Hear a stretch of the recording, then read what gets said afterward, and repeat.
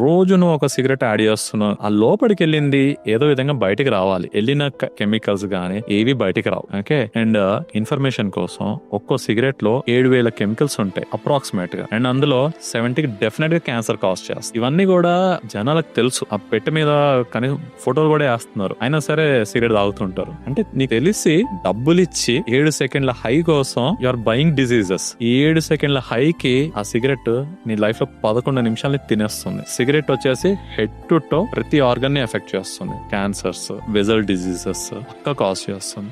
అంటే కోరేను ఓడుకో డబ్బులు ఇచ్చి నువ్వు జబ్బులు తెచ్చుకుంటున్నావు. అండ్ ఈ జబ్బులకు వైద్యమా పోనీ మన కంట్రీలో ఫ్రీ కాదు. అండ్ ఫ్రీ అయిన గవర్నమెంట్ హాస్పిటల్స్ లో మనకి ఎలా ఉంటుందో మనకు తెలుసు. Most of the people can't even step in to government hospitals. ఇంక ఏది పరిస్థితి లేదు అన్నప్పుడే గవర్నమెంట్ హాస్పిటల్ వెళ్తాం. అండ్ వెళ్ళినప్పుడే మనం డిసైడ్ అవుతాం బయటకు వచ్చే ఛాన్సెస్ తక్కువ అనేసి. I'm not blaming anyone.